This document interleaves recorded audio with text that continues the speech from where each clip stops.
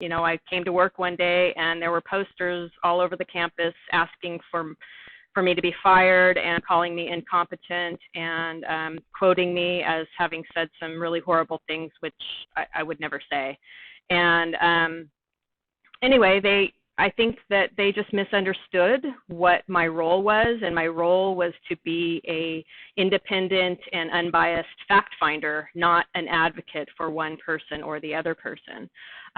So that's kind of what happened, and it caused a real uproar within the student body, and really throughout the whole campus. It grew into this kind of big monster. And so I went, like I said, from being very popular and beloved to kind of enemy number one among the students. The students and the faculty and the staff that knew me knew the truth, but there were a lot of people who didn't know me. So I'd walk onto campus and people would look at me funny and wonder if I did and said the things that I was accused of saying. And in the end, the university administration did their own audit of my work, and I was confident that I had done the right things and made the right steps. So in that way, it all worked out to my benefit, but it was still very traumatic for me.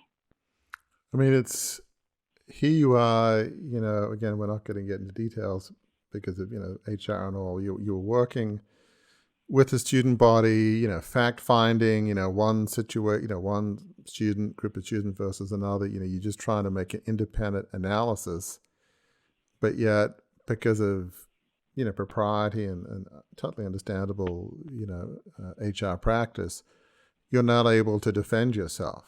You're not able to say, well, here are the facts. How would you rule in these facts? Here's all the facts. This is why I rule. Now, that would have probably helped you. Would it have made a difference? There's no way of knowing. Sometimes if people get an idea in their head, no amount of facts will sway them from their viewpoint.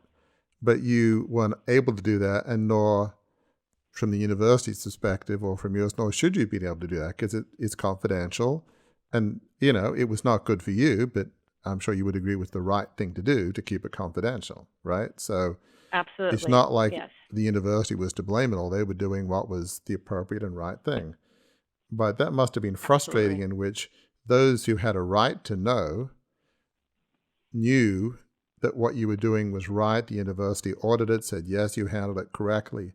But yet you were not able to publicly defend yourself against the accusation. So it was like they're hitting you and you got your arms tied behind your back, understandably no fault of the institution, but yet, you were sort of humiliated and shamed and you couldn't defend yourself. That must have been, as you just mentioned, an action-oriented person, so frustrating. It's like you want to tell people the truth, but you're not able to. Even though you agree that you shouldn't be able to, it was still must have been immensely frustrating.